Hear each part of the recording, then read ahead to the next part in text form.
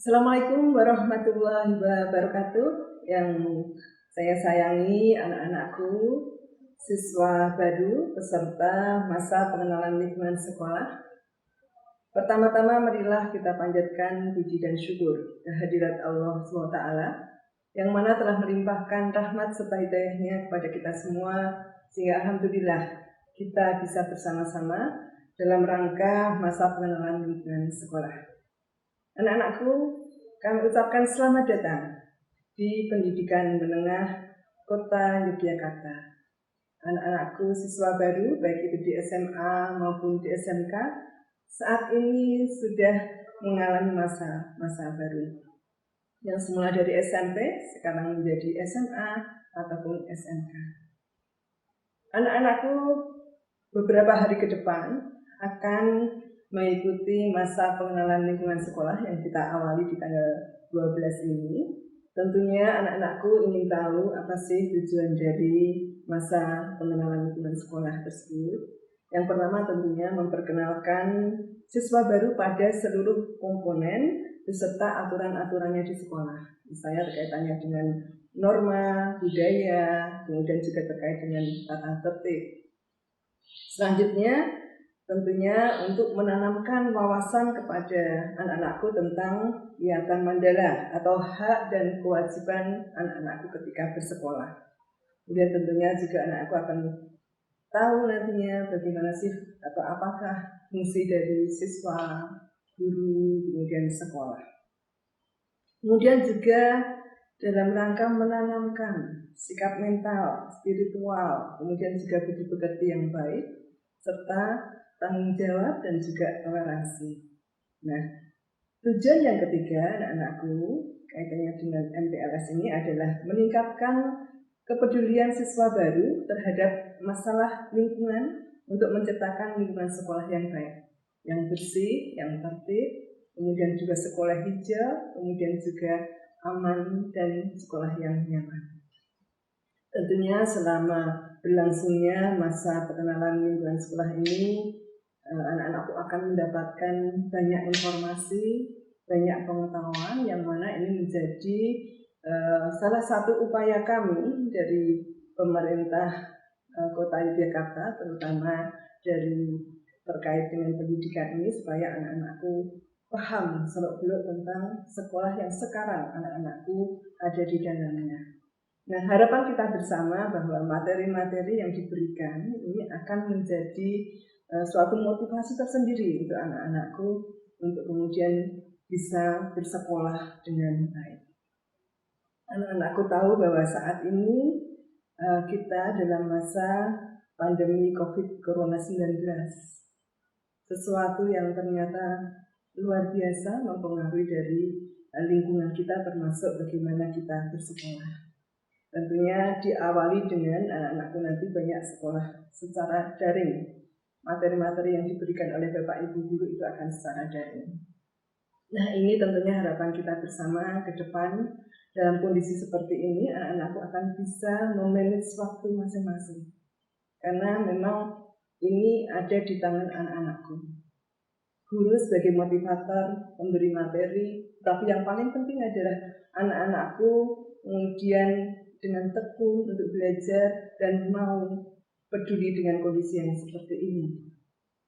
Saya berharap bahwa ke depan anak-anakku benar-benar bisa membagi waktu supaya mata pelajaran yang diberikan kemudian bisa menjadi ilmu yang sangat berguna bagi anak-anakku.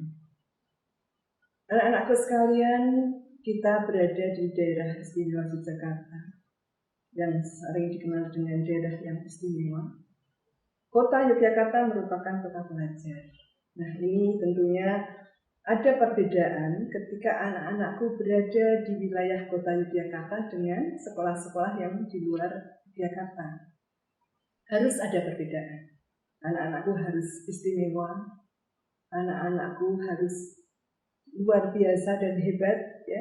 Kemudian juga Yogyakarta ini terkenal dengan sopan santunnya, keramah tamahannya, kemudian disiplin, rendah hati, dan peduli terhadap sesama. Nah, ini harapan kita bersama, ini menjadi motivasi tersendiri untuk anak-anakku menjadi seorang siswa yang hebat. Kemudian anak-anakku sekalian, dalam kondisi kita di era globalisasi, tentu banyak hal yang harus anak-anak persiapkan untuk menjadi siswa yang hebat. Nah, kami sering menyebutnya dengan 4C anak-anakku sekalian. Yang pertama adalah critical thinking dan problem solving, di mana anak-anakku harus mempunyai pemikiran yang kritis, kemudian nantinya menjadi seseorang yang bisa selalu memecahkan permasalahan-permasalahan yang ada. Kemudian yang kedua, C yang kedua anak-anakku adalah creativity, ya, kreativitas. Jadi di dalam kondisi, apalagi dalam kondisi pandemi COVID ini, anak-anakku harus punya kreasi yang tinggi. Bagaimana supaya pembelajaran dengan kondisi yang seperti ini bisa kemudian tetap masuk ke pikiran, ke jiwa anak-anakku untuk kemudian nanti dikembangkan, supaya anak-anakku meskipun bersekolah dalam kondisi pandemi COVID ini, anak-anakku tetap bisa belajar dengan baik. Kemudian yang ketiga adalah komunikasi ya anak-anakku. Jadi perlu adanya komunikasi yang efektif. Jadi anak-anakku jangan kemudian ketika kondisi seperti ini hanya selalu diam diri. Ketika Bapak Ibu memberi mata pelajaran, tidak pernah bertanya atau tidak pernah aktif untuk mencari tahu.